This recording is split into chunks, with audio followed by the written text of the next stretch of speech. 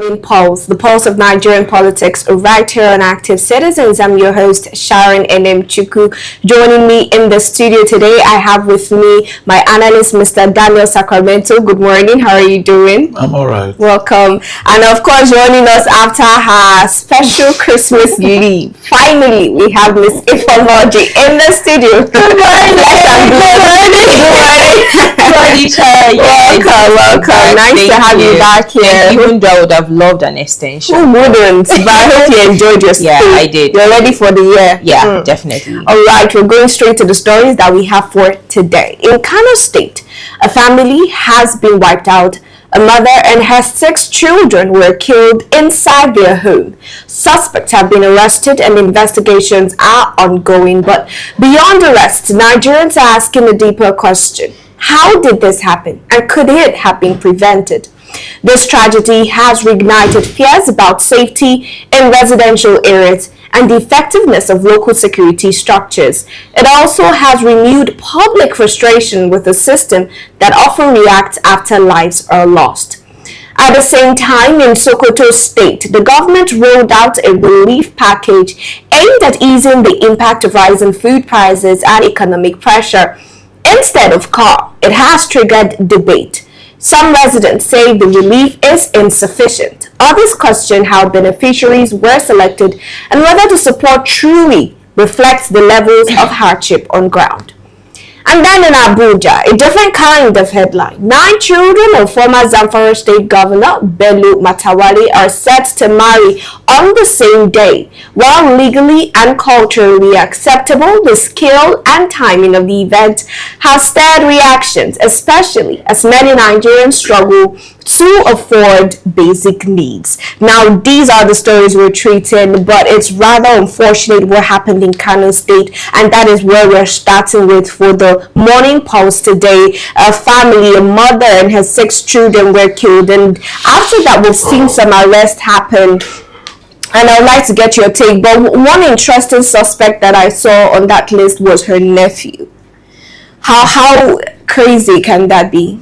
I think I would love to appreciate the fact that we started with this particular topic this morning because it's quite sad. I can't really fathom it. I can't really bring myself to the acceptance that a family member could collaborate with criminals to assassinate 6 children, 6 children and the mother. That is one of the most tragic thing I've heard this morning out of many incidents or accidents I've heard in the past, but this particular one actually it's quite shocking and it's quite barbaric. It is. See, there's no way I will literally explain this for maybe people to understand the grave.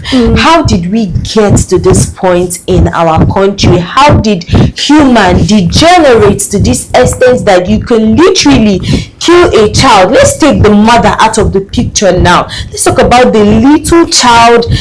How is it that you were able to carry out the act of killing one as if that was not enough? You took the life of the second one, and I can literally feel the pains of the siblings of those children that they were killed before them, and you didn't even have the consciousness to stop at what you were doing. You continued carrying the act till you were done eliminating the entire household. It is quite sad, but I love the fact that they have been apprehended, they've been arrested, and I hope that our security agencies make the processes of their prosecution public. Nigerians need to see that these people are really brought to book. These people we need to see the public humiliation. We need to see the processes of this prosecution. We really need to see it. I think the family and Nigerians deserve to witness the entire process because this is quite sad. It is also great to see that they have made some arrests. Now, Nigerians also want to know when you kill 7 people in a day, you kill 1, you kill 2, the time that it takes to perpetrate that act, and within that time frame, nobody comes to their rescue. When you go abroad, we have call lines like the 911 and the rest. We have urgent police attention to situations, emergencies like this. But in Nigeria in 2026 now, nobody can help you when you are in a situation like this. So let's talk about prevention, even as we've talked about the fact that they've been arrested, but the fact still remains that the lives of these people cannot be brought back. All right, it's quite unfortunate incidents, and it's terrible because it means what it really shows that conscience has traveled out of this country. Far away. People no longer understand the reason of existence. People not understand why we should coexist, why we should live together, why we should live in peace and harmony. You know, the way we nurture ourselves now, these are the things we keep saying. It's not as if we don't see killings in Western world. The other time in United States, a child came on board and started killing students in the school. Of course. And we've seen different form of instances. So what it really entails is the way people perceive their environment, the things they see, the things the younger generation sees. Last week, I was somewhere when a little boy and one that is senior was having a brawl. The little one was crying, but was trying to hold the guy. And this guy didn't even act as if he was dealing with a little boy. He jacked the little boy up and was about to smash him on the floor. And it was a very rough edge in the back. So I had to intervene because I gave him a dirty slap and I said, if you hit this boy on the floor, do you really understand what that will be coming out of what you've done? He really didn't know. But these are things he sees, because now it's, if you're having issues with somebody, he's looking out for a weapon. Yes, exactly. To kill you, to hit. He doesn't know, he doesn't think aftermath of the hitting. Yeah. It is just to exercise that demonic mindset that he or she already have. Yeah. So this is where we are. People do not value lives. People don't look at their neighbor and see pains, that this person is passing through pains. You know, imagining putting yourself in that situation, that this could be me. So you want to bring the person down, you don't care. You see 2 persons quarrel and say, I will kill you. In Western world, you make such comment, you are going in for it. Definitely. Because it shows you have an evil intention. So now you see the kind of world, the society we are building on daily basis. That is why somebody will wake up in the name of cultism, wake up, move around, and start killing people, maiming people. How can somebody kill 1, 2, 3, 4, 5 children to 6 without a remorse? It shows we no longer have conscience. Now, most of the times when things are happening, security agencies are not spirits. It takes people to realize that you can, every now and then the police put up their numbers that people should take. It's just because an African, average Nigerian, I don't want to use Africa, average Nigerian man have lost hope and in confidence when it comes to security agencies. But that doesn't take away that if you call them, they will not come. I'll give you an instance. In Anambra State, they have a toll number that has been in existence from the time of the past governor Obiano. You could imagine how many of the Anambra citizens that uses that number. How many of them know about it? That is the thing. And these are things, now I'll tell you why they don't see it. Do you know why?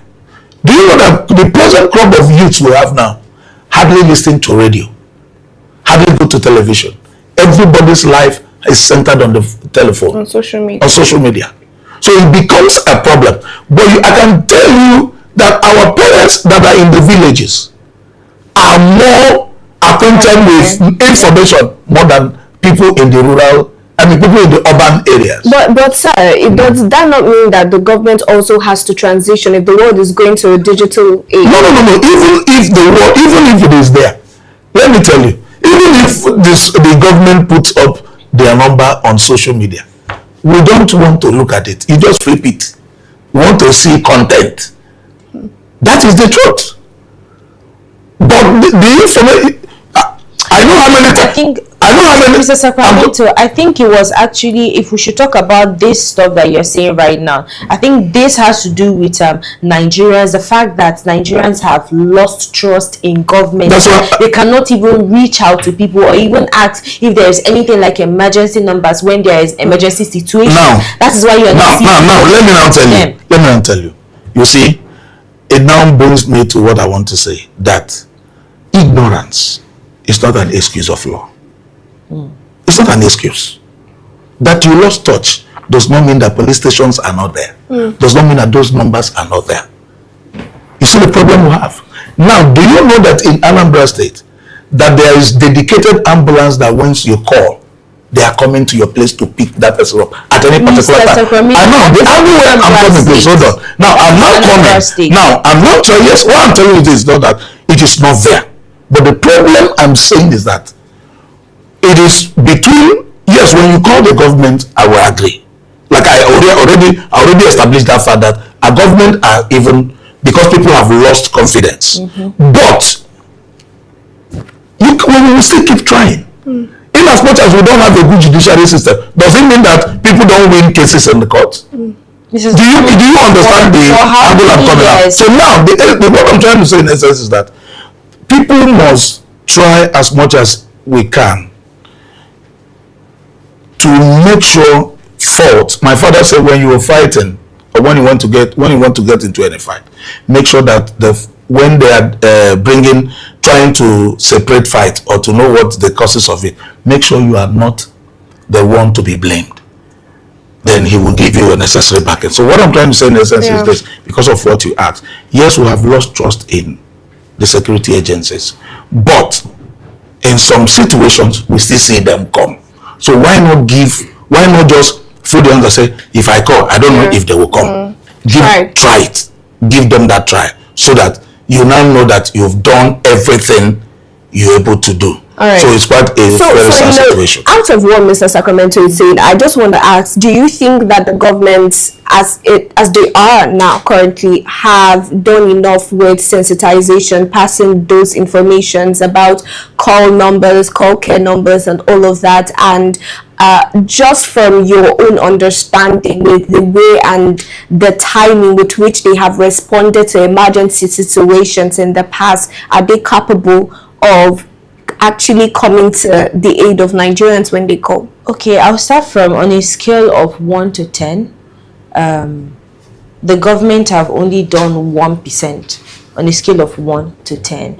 And the reason why this is happening right now, or we're having more crimes, is because of the fact that this present administration is focused on campaign for 2027 elections. So they rather allow their house to keep burning while they focus on the election. Because tell me why the president of our country, at the time when we had airstrike and at the time when a lot of people are grappling with a lot of insecurity in Nigeria, he's busy in Abu Dhabi doing a sustainable week with UAE. It doesn't make sense. That is a government that is far from its citizens. Is definitely far. And we saw of recent, I think was his name, even the vice president even traveled of recent. This is to tell you that these people don't actually care for the pulse, about the pulse of Nigerians. So if you tell me dating back to years and now, if they are capable, I feel like they are capable, but the problem here is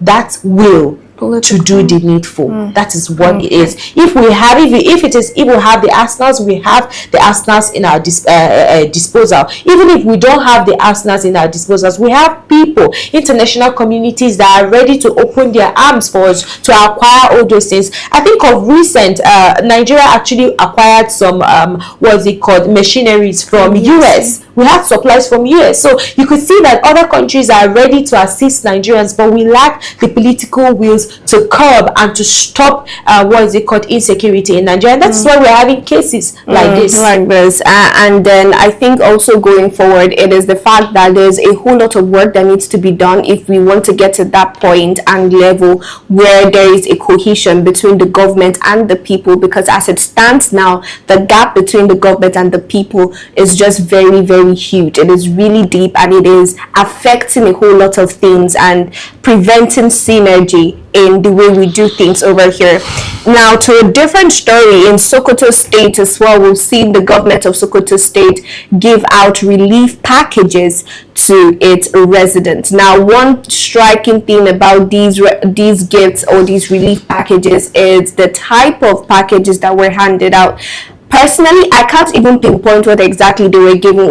I don't know if that's vegetable oil in a small gallon and just a few things here and there. There's just one picture that we were able to get to that regard, but it has sparked a lot of conversations online. People are really bashing the Sokoto State government for the type of relief packages that they gave to people.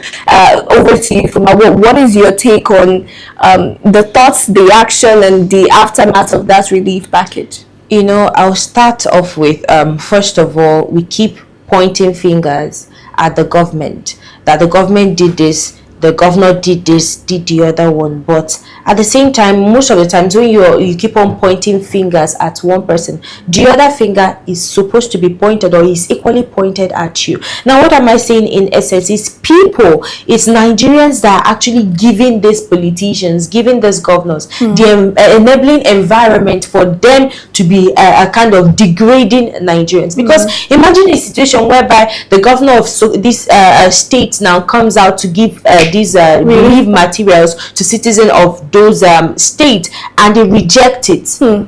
Imagine the message it will be sending to the governor. It is to tell you that we are equally our problem, in as much as we know that the government is our problem. We are equally our problem. The moment we stop accepting, barest minimum from this government, the moment we stop celebrating that maybe the governor of a state built a road for us, the governor of a state gave the state water, something that's supposed to be basic for citizens, then I think Nigerians will understand, or the government will understand, that Nigerians actually deserve more than they are giving to Nigerians, because it is our taxpayers' money in the first place. Now, to you, Mr. Daniel Sacramento, what is your view as well? It's one of those things we see in Nigeria. I tried to make some visibility studies. I found out that only during Christmas period and campaign time or Easter period that politicians and well-meaning, well-to-do Nigerians always see that their people would eat rice and eat and all manner kinds of things. You see, people like playing to the gallery too much, just because of the way the citizenry have been. You know that poverty is a very strong weapon that the politicians have been used to weaponize the citizenry, and that is why you can easily give a human being 20,000 to go and take somebody's life. He will quickly do that and appreciate that gift that you gave to him.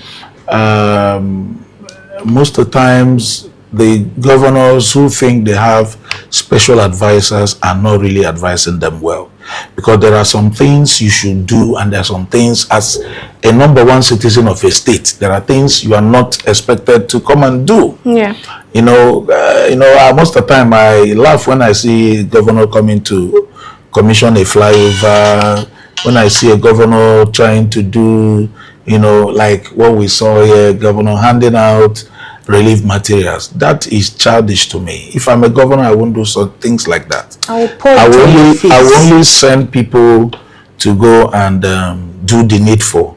And everything shouldn't be a media stunt. The things we shouldn't bring, that I'm giving my people what they deserve. I shouldn't use it as a political yardstick or a tool that everybody in the social media, like when I saw a House member, Senate member was sharing wheelbarrow and things like that, and he said it was an empowerment. It's a laughable thing. It's very, very laughable. It's only here we see things of that nature. You now start giving people 10 kg of rice and all those things. So what happens from January till November? So what happened? You don't take care of them. You don't do so. There are some basic things that we do not. We shouldn't be applauding all over there. I don't see any reason. I don't even. To me, it's not something I should discuss. Seeing a governor handling over a bottle of granite oil and Maggi and all those things. So these things of such nature, governors should please know the kind of things that you have. Special advisors, you have people, you have commissioners who can go as far as doing all those things. Make the provisions and let them go handle them. These are not things you yourself, you're bringing down that office. There are things your wife is there to go and give out all those kind of maybe they've run out of ideas or things to do. Those are the kind of things. Let's equally remember or recall that it was still in the same Sokoto state that we had airstrike from US on 25th December. Yes. This is the same Sokoto state that a lot of residents are fleeing from their communities. This is same Sokoto state that we are having a lot of kidnappings happening in that state. And the only thing you could do for the people of that state, the only thing you could come up with is to give them, I don't even know if it's adulterated oil, I don't know what the images I'm seeing. And for you to see, Mr. Sacramento, please excuse me, and for you to see clearly, I'm just watching the pictures, looking at the pictures of those people that are present in this scene. You could see that the woman, her facial expression says it all. It's because of the fact that she knows that, I know that I don't deserve this, but I still need it. I don't have an option. It's more like she does not have an option. She's helpless. And if you see the faces of those people that are there to you, see that it is quite degrading. It is quite humiliating to them that a whole governor that is supposed to be a beacon of hope to its residents is giving groundnut oil. I don't even know if it's groundnut oil and detergent to each citizen. Come on, we can do better. We honestly can do better. So the issue is this: that it is not a crime that you're giving out relief materials. It's not a crime. That's the truth. Does that even qualify as relief material? Yes. Well, it depends on this. What this means, what is trying to showcase is what he called him to come and hand over. Do you understand? Is he not even ashamed to hand over this? The issue is this: I don't have problem giving out relief materials to people. It's not an issue. It's a good thing. But the truth about it is that bringing a sitting governor to come and handle such is belittling to me. Exactly. So it's degrading the office. Okay. The office can provide those things. We have people, we have FEMA, we have people that does all those things, but it shouldn't be something the governor goes to go and commission. I think what I'm getting from this is the fact that it is the office that was responsible for this that you both have a problem with, but also the quality of the relief materials is what I'm getting. We might not know if this all the qualities. If it was more, we know politicians would have displayed it in their pictures. If it was more, we just need to assume. We are living in assumptions. Pun intended. You could see definitely that they've migrated from rights, because Nigerian solution is usually rights. Insecurity, they will give you rights. This one, what is it called? Infringement, voter infringement. They will give you rights. Anything that you come up with, salary, you are agitating for your salary to be paid, rights. So I think they've migrated from that rights now to a keg of groundnut oil this time around. So pun intended. intended, like I said earlier. All right, and I think just going forward, in as much as we encourage these things, but also how far can a relief package that contains barely a keg of groundnut oil, if that is what it is, and a few cooking materials or cooking things help someone or help a family go far for that month. Now we're moving to a rather interesting story in a different state. We're moving to Abuja, where we're seeing 9 children, not one, but 9 children of former Zamfara State Governor Bello, who they're all set to get married on the same day in a mosque in Abuja. Now the invites have already gone out. They have invited their family, loved ones and friends, but now what Nigerians are really looking at is not the fact that they're getting married. They're not the first to do that this year. It is the number of all his children getting married in a day. Now it means all the ashwabi that he will ever wear, all the souvenirs he's ever going to give, all the food he's ever going to cook, he's just doing that at once. All of them. But my question is, how did they manage to find a partner and they waited for all of them to get married on the same day? I don't know if they arranged it for them. That would be really interesting to interview them about how did 9 of them each meet, because we have I think about 4 or 5 men, 4 women or something thereabout. They met their partners, they waited, it was during the same time, nobody got married earlier before the other one, and all of them agreed to get married on the same day. Okay, I think that was, quite funny. It was really, really humorous to see. But this is what they call using one stone to kill one bird. Yeah, 9 birds, exactly. I mean, just like what you said, I feel like you've literally said it all. The decorations you're to do in different 9 times of your life. Yes, 9 times. The ashebi you're supposed to wear, the food you're supposed to cook, literally everything. You're doing everything once. Congratulations to him that he's finally arranging. I don't know if he's arranged, like I said, but I mean to marry off his sons and marry off his daughters. Congratulations to him. I don't know his intention for doing that, but at the same time I really want to raise this particular thing that is happening right now and talk about the position of the person, and that is the State Defense Minister, Bello Matawalle. I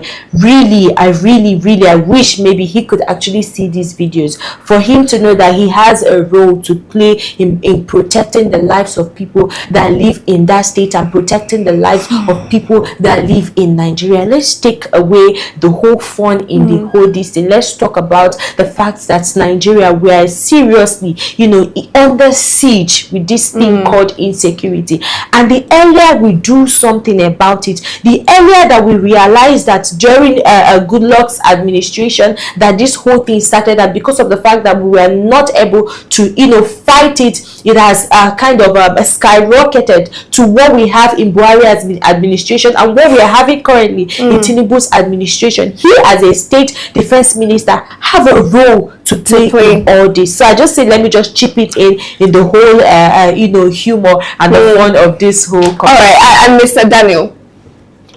Well, I want to say congratulations to them. It's maybe the family wants to have 9 of the kids, do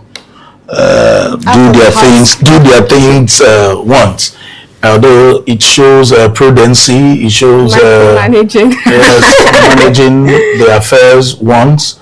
Doesn't want that to be too many elaborate wedding. Just want one thing because of maybe the nature of his position in the presidency. So it's still a good thing. I know that in Catholic Church there's what we call mass wedding. And Anglican does that as well. So you just bring everybody, you wed them, and they go on. People who have the financial muscle to continue with the wedding reception could do. People who don't can just go home and thank God. Maybe cook a plate of rice, or take your wife out to any eatery and few friends. Then so be it. Nobody is going to call police for you that you didn't invite him or her. for your reception. Yeah. So the most important thing is marriage starts after wedding. Yes. Yes, and you know that one of the beauty about marriage is that you are being given certificate before you start, so you are not going to be holding anybody responsible. You, whenever you graduate, it's luggage at owner's risk. So, but is that something you're looking to do for your kids, Mr. Daniel? Oh my God. If I look at it and we discuss this together, and it's become something that they buy into, because you need to discuss with them. Yeah. Then so be it. That's it. So be it. Then we can do the same thing. The most important thing is not the wedding that matters to me. It is how well the marriage looks like, and how and the lasting, the sustainability is what matters most in the marriage. Mr. Sacramento, sorry, let me just ask this question. Now, in Igbo tradition, and when you're doing something like trad, let's say your children, they are doing trad and wedding at the same time, there's a point where the bride is supposed to come out, tie all these cultural attires, and then you're supposed to dance to go and greet the in-laws. So let's say, for example, you have like 5 daughters. How is that going to look? Now, this daughter is how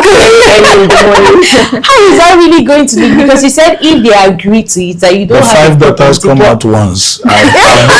I've anchored such marriage. Okay, really? Yes. Wow. The 5 daughters comes out Monday. 2, I did one where two twins married another twins the same day. Beautiful. So they come out the same time, come out to greet people. There is nothing on earth that has no solution. So that's just the truth about it. Okay. And I'm just wishing them a happy married life, all 9 of them, and I'm saying congratulations to the family of Bello Matawale. I hope they enjoy their marital life. Anyways, this is where we have to call it a wrap on the show today. Thank you so much, Mr. Daniel Sacramento, for joining us today, and of course, if not for being back and joining us finally. Thank you. It was a pleasure doing this with you.